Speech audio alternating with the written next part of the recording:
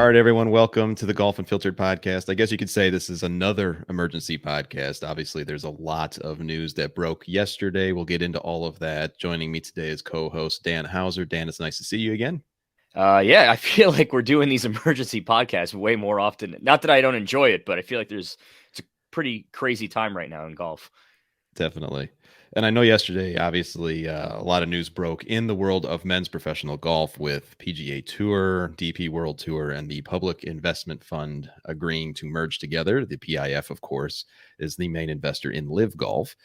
And it seemed like everybody was dropping emergency pods yesterday. And so we wanted to wait here at GU for at least 24 hours to see what else would come out. Otherwise, I think we could do one of these episodes every single hour as news continues to unfold. But all that being said, Dan, when you heard the news, obviously we chat all day long, but let our listeners know your initial reaction, because I think you actually let me know that this was happening. I was in the car and you sent a text to me.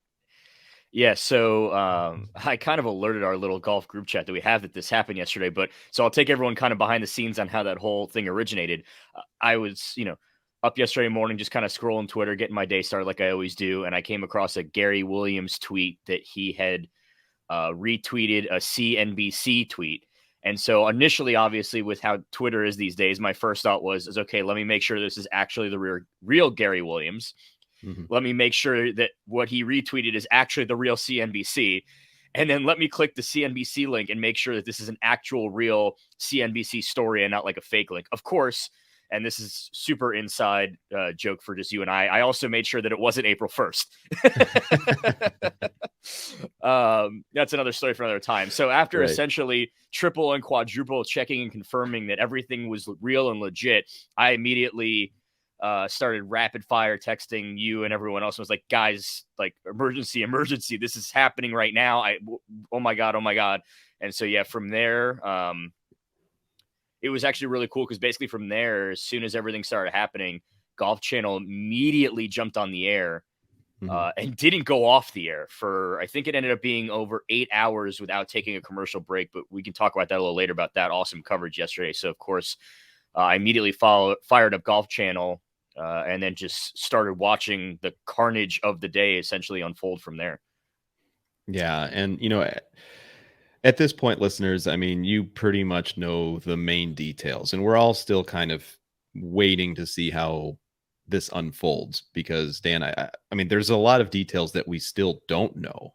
There's a lot of questions that remain unanswered, such as, what does this mean for the PGA Tour's future? What does this mean for LIV Golf, or will it even exist after this year? I mean, there's some argument that could be made that perhaps that's not the case, because at the end of the day, what essentially happened was that the Public Investment Fund, which is, of course, Saudi Arabia's main, they're driven by Saudi Arabia. They essentially own the PGA Tour now. And you could even extend that to say they own men's professional golf, which what comes with that are all the things that everyone's been talking about if you are on the side of not liking LIV Golf in the first place. So, I mean, in your mind, what does this do to the landscape of the professional side of the game, at least, that we both love? Well, and it's interesting that you mentioned that because during my extensive viewing of Golf Channel yesterday, one of the people they had on was Mike Tirico, and he brought up a good point that I hadn't initially thought of. And he said, okay, well, the Saudis are now in American sports. Up until now, they had not been able to, sort of crack the code and get into the American sports landscape. They're obviously have their own sporting leagues in their own country. They're very, very well invested in European soccer and a lot of other European sports. They had not been able to get into U.S. sports. So they started with golf, and specifically they've now started with men's golf. What's to stop them from now trying to buy the LPGA? What's to stop them from now essentially becoming the exclusive NIL arm for college golf? Like, what's to stop them from basically saying, hey, listen, college golfers, NIL is a thing now. Come to us. We literally have an unlimited fund that we can just spend on collegiate golf. And so, yes, they have started with men's golf, but I don't have any reason to believe that they're going to stop with just men's golf. Yeah, I completely agree with you. I was actually just talking to my wife about it this morning, kind of explaining why this is such a huge deal. Because, I mean, obviously she follows golf, but not to the degree that, two sickos like you and I do. But This is also the reason, or one of the reasons, why other major news outlets are picking this up that normally wouldn't cover golf. This is a move that could potentially have wide reaching implications, like you just described. And plus, oh, by the way, there's the whole morality side of the whole thing, which you and I have talked about extensively. People know where we land on that. Listeners, if you don't know by now, I don't know where you've been. I mean, Dan and I are not the biggest supporters of what Saudi Arabia and at least a section of that government does, to say the least. But this is, I think, a interesting situation because of the number of people who actually knew this was going to happen. It was very, very small in terms of the people who knew this. It was kept very close to everyone's chest. That is very rare. I mean, I was shocked. I don't know how you feel about how few people actually knew this was going on. Oh, absolutely. And I think that, and we talked about how we didn't immediately hop on yesterday to do this because we wanted to see more information come out. And last night I actually read that essentially this was going to leak. And so basically the three main people involved, which is Jay Monahan, Jimmy Dunn, and I've been hearing his name all day and I still can't figure out how to properly pronounce it. But the guy from the PIF, basically went and announced it yesterday, so they didn't get scooped on their own story. And so with the lack of answers that we have, including from those three directly, it leads me to wonder or think that they're not even sure what exactly is going on yet, that they essentially had to announce this before they wanted to and before all the details were worked out, so they didn't get scooped on their own story. So you talk about how none of us really know what's going on. I don't think that the three of them even fully know what's going on yet. Right. I would, that's the way that it's being projected for sure. Which of course, whenever that happens and whenever limited information comes out, you're forced into this world of conjecture, right? I mean, so what did the Saudis have on Jay Monahan? What's going to come out or could potentially come out in the antitrust lawsuit that was continuing in discovery? Because once something comes out in discovery, as we know, and our mutual friend Will Bardwell has told us, it becomes public knowledge. Everyone would know the dirty laundry then. And I think that is of important note, obviously, because in the memo that the PGA Tour released, it was specifically mentioned that this ends all litigation that was going on. So clearly that was a big driver, no matter which bullet point they wanted it on the memo. That was a big driver for this. I don't even know where to begin, and maybe you can help point us in that direction as to what does this do for people who enjoy watching pro golf? We've just went through 12 months at least of this combative atmosphere in the game. Where is your head at right now with all this? So I can tell you my first initial reactions to this yesterday, after I kind of was able to process everything and the fact that this happened, my first two thoughts were, one, this was such a major, major slap in the face for all these PGA Tour guys who very famously turned down massive deals from LIV. I mean, we talking about Ricky Fowler turned down $75 million that we know about. Jordan Spieth, Justin Thomas turned down hundreds of millions of dollars that we know about. Rory, what I think the numbers had been thrown around at one point for him were $500 million. Obviously, Tiger very famously $750 million. These guys turned down hundreds of millions of dollars, and now at the end of the day, they're in the same boat as the guys that took the money. So they are. It's crazy to say this about multi-millionaires, but these guys are now incredible losers. They pledged their allegiance to the tour. They turned down hundreds of millions of dollars to set their families up for life. And they have literally nothing to show for it now, because Brooks and DJ and all the guys who did take the money are now going to be, well, in theory, once again, these are things we still don't know, but in theory, they're going to be welcomed back. How joyously they're going to be welcomed back, we don't know. The extent of the fines they'll have to pay, we don't know, but something tells me that all that money that they got up front from LIV will help cover some of those costs if the Saudis don't pay for it on their own. I mean, who knows at this point, obviously, of course, either. So that was my initial reaction. And then my second thought was, and we talk about on the shows, for as much of golf sickos as we are, and the fact that we have a podcast about golf, we don't tend to watch a ton of the week Right. in and week out golf anymore. I honestly, my second thought was, I don't know how much men's professional golf I really want to watch now anymore, at least in the interim. Same. And I know we have the US Open coming up next week, and it's like, I don't even know how much of that I'm really going to want to watch, because I know it's just going to be overshadowed by all of this, and every conversation and every press conference is going to be about this. And it's just, I still love playing the game of golf. Obviously, we are at a point now in the women's game where, thanks to Rose Zhang, it's about as healthy as it's been. So it's going to be fun to watch that. But as far as the men's game goes, how much fun is it going to be now to really be? I don't know. And maybe I'll turn on the U.S. Open next week, and it'll be a major, and it'll waft back over me, and I'll be reminded why I love watching this game so much. But like yesterday, it was like, do I really want to even keep spending my time watching this? Yeah, I have to admit, I'm in the same boat, and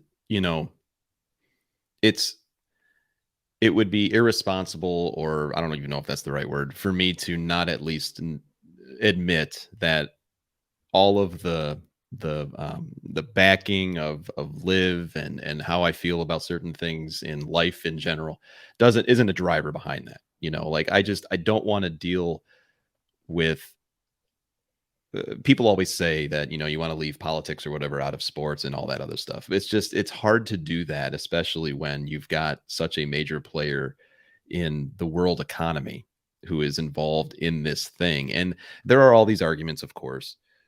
Saudi Arabia money is in everything that we do, every walk of life. That's true. That's absolutely true. But in the same instance, it's not to the degree and for the obvious purpose that Saudi Arabia and the Public Investment Fund wanted to purchase a major sport. It's sports washing, period. And we know that. We've talked about it. You and I have on the show. It's one of those things where you just want to have this escape, at least for me, where you want to watch something that you enjoy. We've talked at length on this podcast why we started doing what we do. And now it's a matter of, do we even cover men's professional golf now? Because how can you just stick to the golf, which all these players keep saying, oh, I'm just a golfer. I'm just, you can't do that now, at least like you said, in the interim. And it's not a fun thing to talk about, despite it being obviously the biggest news in golf probably ever. And like I said earlier too, this is just their introduction into the American sports landscape. They're in now. They have found a way to get into the United States when it comes to sports. They had already been in here, you mentioned, in many other companies and whatnot, and that's fine. But from a sports perspective, they're now in. So there's now, I mean, yes, there are still red tape and whatnot, but in theory, there's nothing stopping them from now buying an NFL team, buying a MLB team, buying an NBA team, buying multiple teams, because that's what we see in major European soccer. They own multiple teams in multiple leagues throughout, in England, in Italy, so it's just, there's nothing. I mean, with the amount of money they have, there's nothing stopping them from basically buying the NFL, period. Like, forget one team. They could literally buy the entire league with the amount of money they have. So they could. This is just the tip of the iceberg, and now they're in. So there's nothing stopping them from financially from expanding to more than just golf. Right. Yeah, and the disclaimer there, or the modifier you included, is an important one financially, because what I find to be interesting about this whole thing is that the initial argument from LIV Golf, at least, was the PGA Tour was a monopoly. Well, they've essentially just created a bigger monopoly with this move. I mean, there is no other competition for the men's professional game right now, especially with this, and especially since the European Tour, or the DP World Tour, was also included in this.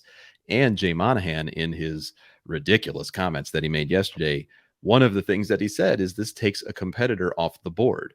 Well, it's like, you're saying the quiet part out loud, dude. Like, you literally just bought up your competition so that there is none. That is partially what a monopoly is. And so that's important, because there's a chance that the Department of Justice could put an end to this, or at least attempt to. I don't think all of this was thought out. Listen, I want to preface this on the front end that I don't know anything, so please nobody quote me on this. But Yeah, no kidding, we right? we've seen Rory's press conference now. He seems to, despite being stabbed literally, or not literally, but figuratively stabbed in the back by Jay Monahan, he seems to still be taking up for Jay Monahan in the tour. Okay, so that's fine, whatever. I don't see any reason, and once again, I'm not a lawyer, don't quote me on this, I don't know anything. What's to stop some of these more rank and file guys, or not even that? What's to stop somebody like a Ricky Fowler from basically now suing this new entity and saying, "Hey, I could have taken $75 million from these guys. You basically told me not to. You told me that if I did this, I was essentially going to be kicked off your tour. You told me all these really bad things that would happen to me if I did it, and then you just went ahead and did it." Right. You know. Also, let's from a competitive balance standpoint too. Okay, the tour already before all this happened essentially became more of a closed door system with what their new schedule was going to look like starting in 2024. So already for these kind of rank and file guys, or the guys that are maybe from 50 to 100, 120 in the world or in the tour rankings. We're already going to find it more difficult for them to find playing opportunities on the regular, or to get into these elevated events, or to put a full schedule together. Now you're basically going to, in theory, be letting all these LIV guys come back. Right. And all these, for the most part, for the majority of these LIV guys already were PGA Tour members who would not have needed to requalify. Like, yes, do we have the Chase Koepkas of the world who had never gotten access to the PGA Tour anyway? We'll see what happens to them. But so now these guys who already were getting left out of the big events are basically, in theory, going to get cut in line again by the DJs and the Cam Smiths and the Brooks Koepkas and the Phils of the world, who are basically going to come back in, and after they pay their fines or suspension, say, okay, great. Well, I'm back now. So I'm going to play in every single one of these events. So now the guys that were on the fringes of even those events are going to get bumped down. And then because of that, the guys that were on the fringes of the full field events are going to get bumped. There are going to be a lot of not just angry golfers, but I think there are going to be a lot of angry men's professional golfers who are going to have legit legal cases, because also on top of that, this new entity is not going to be a non-for-profit. It is going to be a for-profit entity, which I believe makes litigation and legal action taken easier than if you had taken it against a non-for-profit entity like the tour had been. Right. I mean, there's a lot of factors like that just simply haven't been ironed out yet, which was one of the criticisms that we all had about LIV Golf in the first place. Like, it almost seemed like they started this thing and then, we'll just figure everything else out later. Well, that's exactly what just happened now. I mean, because many of the questions that you just posed are included. In addition to that, what happens to Monday qualifiers? What happens to this, that, there's so many things that obviously were not thought through, despite the fact that reports are suggesting Jay Monahan, Jimmy Dunn, a few others at the table were planning this for at least 2 months, which is also asinine, by the way, because as we understand from the previous world prior to yesterday, any big decision like this had to be brought to the Player Advisory Council at the PGA Tour for a vote. They didn't know about it. And we know that to be true because Mackenzie Hughes sits on that. He didn't know about it. He said so on Twitter. Max Homa, another one on the pack, didn't know about it. And it also goes all the way up to the names in the game that you would think know everything. If there was anybody who would know anything, it would be Tiger, Rory, even Jack. They didn't know anything about it. And so it's hard to not come to a conclusion, at least for me, that Monahan made this decision, obviously independently, perhaps with one other person, of course, because of something that he didn't want to get out. That's complete conjecture. I want to be very clear, as we know. And by the way, listeners, we are aware that there are people quoting us on reports that we did not report. Don't pay attention to any of them. But if any of those idiots are listening to this right now, I want to make sure to say this is complete conjecture. But it's hard to not jump to something like that, especially when everything was so secretive. So as we think ahead, go ahead. Yeah, I would say you mentioned that the players didn't know, the agents didn't know, the policy board didn't know. The Right. other thing that I found interesting that once again we learned as the day went on yesterday, CBS, NBC, Golf Channel, I guess in theory to the CW, none of the TV partners had any idea. Which okay, it's one thing if you don't want to tell your players like I don't agree with that decision, but that's fine. But not even letting your television partners know, who now are going to have to, in theory, scramble to figure out A, do we still want to partner with you now that you are bringing in the Saudis? Because obviously, if we had wanted to be involved in the Saudis, we would have just gone ahead and partnered with LIV in the first place instead of LIV having to go to the CW. Right. B, guess what? You're probably going to ask for more money now because now all of a sudden you're going to give us essentially a world tour with all these guys back every week again. C, what is this going to mean for our weekly schedules now? Because obviously we also have other programming other than just golf. I just because in theory, I believe I know it hadn't been released yet in full, but we already knew kind of what the 2024 schedule was going to look like, which means the TV networks obviously already knew what it was going to look like, so they could start planning out their 2024 ad schedules, ad pricing, their just in general their airing of whatever they want to air. So it just there's a whole lot more Yeah. that goes beyond this. There's a whole lot more involved in this just beyond the players and what we see in golf, what we see on TV, I should say. Yeah. I mean, from a logistics standpoint, this created a bigger mess than we had. I mean, that's period, basically. And and obviously we wanted to wait to get an episode out. We know that the players meeting took place. We heard reports from multiple sources that 90% of the room who was there, first of all, the players were essentially just livid at Jay Monahan, which we thought would happen. 90% of the room were in favor of new leadership at the PGA Tour. There was a standing ovation. There was a exchange between Grayson Murray, a friend of the show, not as well as Rory McIlroy. I mean, there's all these things that happen, and it's clear right now that more things are broken by this decision, especially in terms of morale and whatever else, than at least right now anything that was fixed because of this decision. I mean, how do you see it? Yeah, so and there was an interesting tweet that Monday Q put out last night after talking with Wesley Bryan, Mm-hmm. and he said he had asked Wesley Bryan to rate on a scale of 1 to 100 how contentious the meeting was. And Wesley Bryan said that it was a 91 and, quote, the most heated meeting he'd attended in his career before that was a 14. So think about basically these meetings are nothing really happens in them. Guys talk, guys say a couple things, everyone moves on with their day. This was a 91 out of 100 in his words. Like, Yeah, there were people talks were for pissed.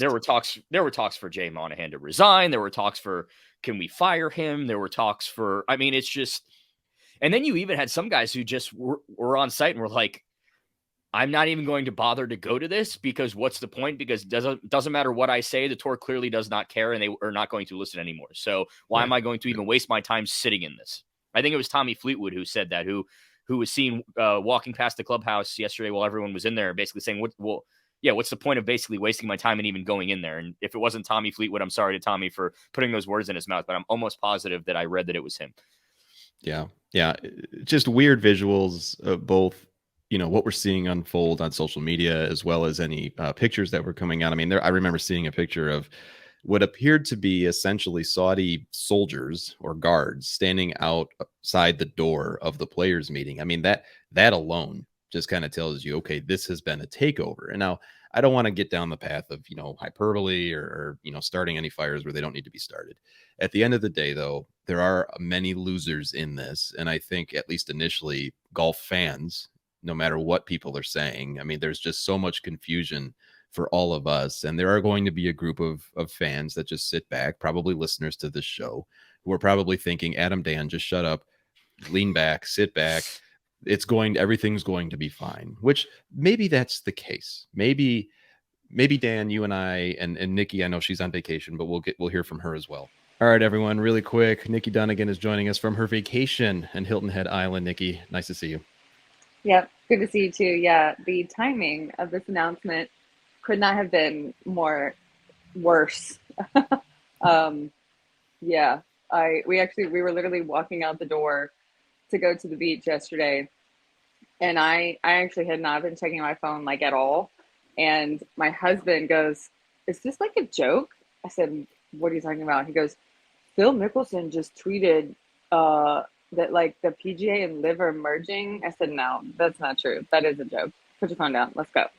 And he's like, "This is like his like real account." My husband like doesn't tweet either, and so I was like, "What are you talking about?" He's like, "It's like from CNBC." I was like, "No, that's like not. CNBC doesn't do golf either. No, put your phone down. We're going to the beach." We're like, and then I had like 75 text messages from you guys, and I was Right. like, "Oh wait, hang on, this might actually be a thing. Hold on." So then the rest of my day was just shot, and I'm trying to like keep up with like no internet, and it was a mess. So yeah, so now I'm checking in, trying to share my thoughts from vacation, and I've got like 5 minutes before we go to dinner. So yeah, yeah. Awesome. Well, one of the things that I know Dan and I talked a little bit about was just what this means for us as fans as far as our interest in all of this. We can go into further detail in future episodes about the logistics of how this could have happened, what this means for the bigger story of golf. But for you as a fan, what are you feeling right now with all of this?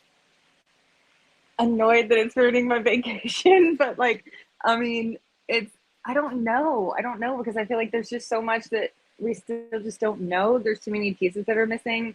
I mean, if I was home, I would be able to follow this more closely and like put more of the pieces together. So I feel like, but even the people who are following the pieces still don't know enough. But I also, God, I don't know. There's just too many. I don't know. I'm annoyed. I'm annoyed, and I know there's a lot of people who are annoyed, and but I also there's a part of me that's like, well, the people who were like super casual golf fans who were like, why haven't I seen Phil on my TV in a while? They're gonna get to see Phil on their TV again. So what does it matter? I mean, but then the announcement about like team golf coming to the PGA, like that, don't like that. But I mean, but then there's another part of me that's like, yesterday the Golf Channel streamed for 8 hours in a row. Like they can do that for an announcement like this, but they can't do a broadcast without cutting in the middle of a tournament on a very important, when the scores are super close. Like, and so I don't know. I just have so many thoughts bouncing around in my head. And then I have the thought of like, what did they have on Jay Monahan to make Mhm. him make this decision? Like, it gives me I can't stop thinking about like the Reynolds pamphlet song in Hamilton, like very like the room where it happened, like Yep. nobody really knows what went down, but like they had to have had something for him to have been so against it for so long, and then now he's like, I know I said some things, but things changed. What changed? What do Right. they have on you? Like, what what is your PP tape that they have on you? You know what I mean? Like what? That's my, Yeah. those are my Yeah. thoughts. Any quick thoughts about or for the PGA Tour players that remained loyal? I feel like Rory, they did to Rory what Scooter Braun did to Taylor Swift, Mm, and I think that Rory needs to go full Taylor Swift and re-record all of his albums, all of his records, and create a new Eras tour, and so I can stay up till midnight and watch on live stream on TikTok every night for whatever it is that Rory's doing. That's my comparison. I don't know, but I do. I think Rory got screwed, and I feel bad for him. And like, where's Tiger? What is his opinion on this? I mean, I don't know. Maybe that's why Tiger's been silent for a while. I don't know. I think they got screwed. I feel bad for him. I know I was actually the one saying for a while that I felt bad for the LIV guys because they got scammed into like a pyramid scheme where they couldn't get out. But now I feel bad for the PGA Tour guys because they were like all loyalty, all, and now like, what is that loyalty getting them? It's getting them like now they're in ties with the same people that they didn't want to be in bed with in the first place. And Right. like Bryson literally went on CNN today and was being like, oh yeah, like, you know, basically saying like everybody makes mistakes about the people who did 9/11. Like that's a Hannah Montana song, not people who did 9/11. I'm sorry. Yeah. Pretty awful. Pretty awful. Well, I know we got a lot of stuff that we still have to flesh out. You're on vacation. Go to dinner. Enjoy Yeah. yourself. We will talk more when you come back, and certainly we will be in touch over text as always. But in the meantime, I guess we just continue to watch how this all unfolds. Yep. Yeah. And yeah, just hope more earth-shattering sports news doesn't happen while I'm on vacation. Literally this morning, Lionel Messi went to the MLS. Like, I was like, can we please stop having sports things happen while like I'm gone, please? Well, enjoy yourself. Say hi to the family. I will. I know that maybe we can just do that. We can just, shut up, sit back, let it unfold. But I don't feel like that's something that we need to do. I mean, how do you ingest all of this? What is anything going to change for you? Like I said earlier, right now today, I don't know if I want to watch golf. I know we have the RBC Canadian Open this weekend. I don't know how much of it I was going to watch prior to this, just because once again, week before the US Open, week in, week out, I've got stuff going on. I don't think that I really don't think that I'm going to tune in much at all, if at all. At this point, I don't even know how much of the US Open I want to watch. Once again, we'll see next week. I'm sure once it actually gets going on and we get closer to Thursday and we feel like it's just, golf, pure golf happening, that may change my mind. To those that may say, just shut up and watch golf, we have microphones in front of us. So why do we need to just shut up and watch golf? This is what we do. We come on here and we talk, whether people agree with what we say or not, then that's up to them. But I mean, that's kind of what the whole concept of having this podcast is we just come on and share our thoughts and our feelings. So if they don't like those ones, then okay. Yeah, fair enough. And that's always the way it's been. And it's always going to be that way too. So one of the last things I want to talk about really quickly, just to kind of zero in on Rory. Obviously at the time of this recording, Rory was just finishing up his press conference ahead of this week's tournament. Prior to that, of course, Rory was basically the de facto face of the tour. He was the one that was out there. He was, obviously putting his hide on the line, I guess, with any comments. And he's done a decent job. He's very eloquent. He's very professional in what he says. He's very thoughtful, but he also didn't hold back. But now he's in this situation, and we even started to see shades of this during the press conference where, like you mentioned, he's still, after a long sigh, supportive of Jay.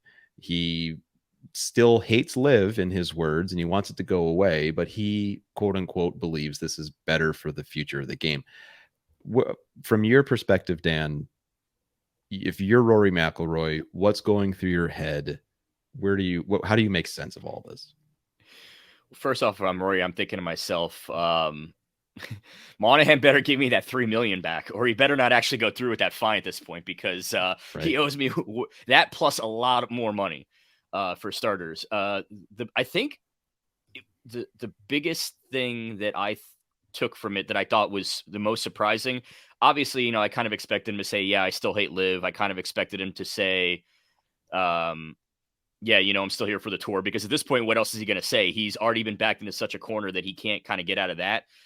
But the thing that surprised me the most is that he said that he's come to terms with the Saudi money.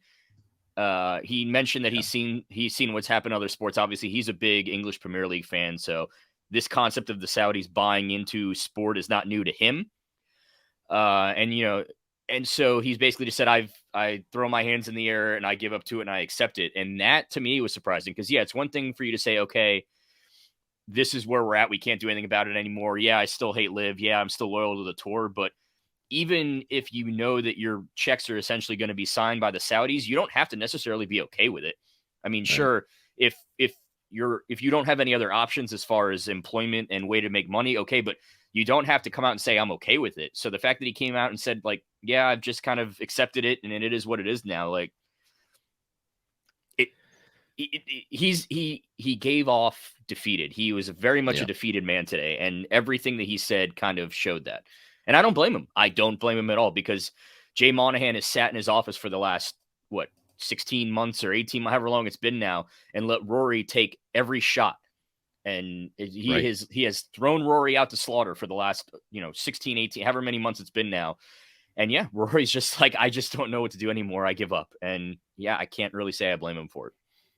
Yeah, I'm right there with you, man. I mean, I feel sorry for the guy. I know that there's probably a group of listeners and certainly people out there that are probably happy, and probably, there's always two sides to everything. And there's probably people that say, oh, Rory got what was coming to him, he's a clown or whatever, things that I've seen on social. It's a tough thing for him to be in when his success, getting to where he is in the game, kind of made him that person that needs to be out there and take those shots, like you mentioned.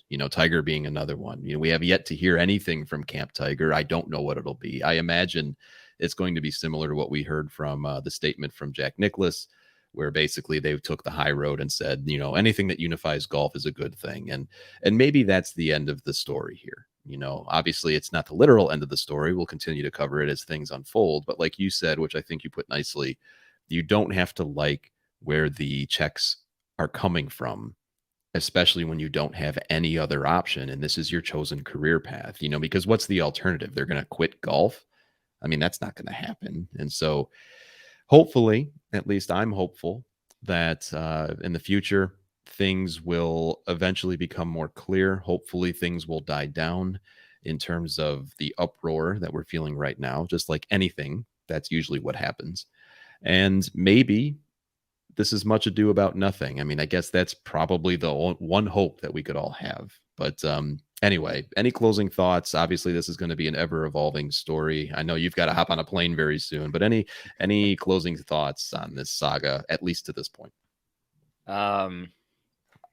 Just that there are way more questions than answers at this point. And as we start to see those answers come in, so to say, it's going to be very interesting. First off, what those answers are, A, and then B, how those answers kind of shape the way that golf continues, men's professional golf continues both in this country and around the world. Yeah, definitely. Definitely. And in the meantime, you and I can continue to go out on golf courses and play our bad golf like we always do. And hopefully that's not stopping me. Don't worry. Yeah. All right, my friend. Like I said, listeners, we're going to continue to cover this as much as we can. We'll try to get some comments from Nikki as well. She's on vacation at Hilton Head Island, and she was, I know, a little frustrated. She's like, they couldn't have waited until I got back from vacation. So we'll definitely try to get her thoughts on this as well. But in the meantime, you can follow us at Golf Unfiltered everywhere. Quick reminder that this is brought to you by our friends at Bridgestone Golf as well. Thank you so much to all of you who continue to listen. We'll continue to cover. Let us know your thoughts. You can reach out to us as well.